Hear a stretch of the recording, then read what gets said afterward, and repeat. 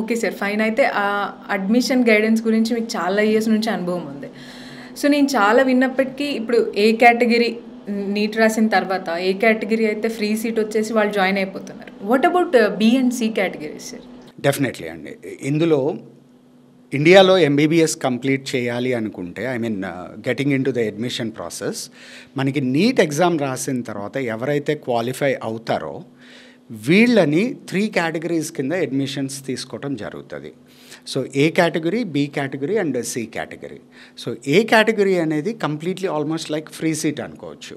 కాకపోతే government colleges అయితే రఫ్లీ అరౌండ్ 75,000 పర్ యానం, ప్రైవేట్ అయితే 1.5 lakh per annum nominal fees ఉంటాయి, తీసుకుంటారు. ఈ ఏ కేటగిరీలో ఎవరికైతే సీట్స్ రావో వాళ్ళు బి అండ్ సి కేటగిరీకి వెళ్ళినప్పుడు బి కేటగిరీలో మీరు చూస్తే అఫీషియల్ ఫీజే 13 lakhs పర్ యానం ఉంటుంది. అండ్ సి కేటగిరీ కనుక మీరు చూస్తే దాదాపుగా 23 లక్షలు పర్ యానం ఫీజు ఉంటుంది. And only 50% of the total 1,18,000 MBBS category seats ఏవైతే ఉన్నాయో ఇండియాలో అవైలబుల్, దీంట్లో మోర్ దాన్ 50% మనకి ఏ కేటగిరీ కింద వెళ్ళిపోతాయి.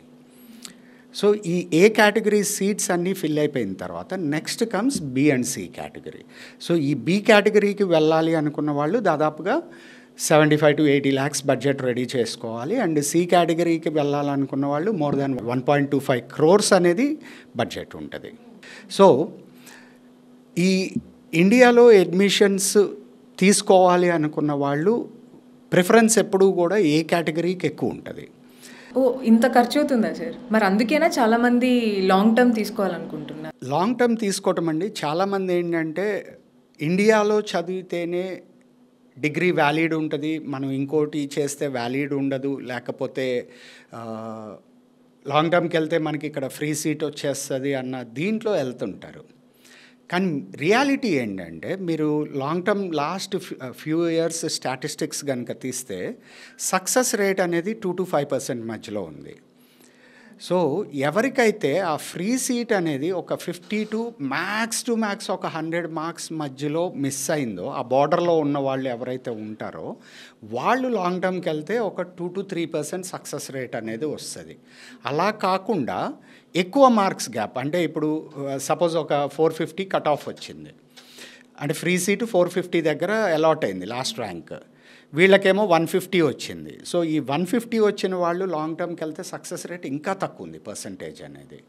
సో తెలియక అకాడమిక్ గ్యాప్ని పెంచుకుంటూ వెళ్ళిపోతారు. అంటే ఇంటర్మీడియట్ తర్వాత ఆ కంటిన్యూటీ మిస్ చేసి ఆ లాంగ్ టర్మ్ దీంట్లోన అకాడమిక్ గ్యాప్ అనేది పెరుగుతూ వెళ్తుంది వీళ్ళకి. సో 1 లాంగ్ టర్మ్ అని, 2 లాంగ్ టర్మ్స్ అని, 3 లాంగ్ టర్మ్స్ అని చాలా ఇన్స్టెన్సెస్ ఉంటాయి. ఏంటంటే 4-5 లాంగ్ టర్మ్స్ తీసుకున్న పిల్లలు కూడా ఉన్నారు. అంటే ఆల్మోస్ట్ వీళ్ళకి ఇంకొక ఆప్షన్ ఏదన్నా తీసుకుంటే ఆ కోర్స్ కంప్లీట్ అయిపోయి బయటికి కూడా వచ్చేసేవాళ్ళు. సో అంత గ్యాప్స్ తీసుకుంటుంటారు. సజెషన్ ఏంటంటే ఇక్కడ ఒకటి గుర్తుపెట్టుకోవాలి, వీళ్ళు అకాడమిక్ గ్యాప్ రాకుండా ఎంత తక్కువ వీలైతే అసలు లేకుండా చూసుకుంటే అది ఇంకా బెటర్ చాయిస్ అవుతుంది పిల్లలకి. ఎందుకంటే this is very competitive world అండి.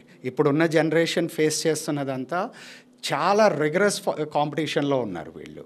ఇంత కాంపిటీషన్లో each and every day or second ప్రతిదీ కౌంట్ అవుతుంది.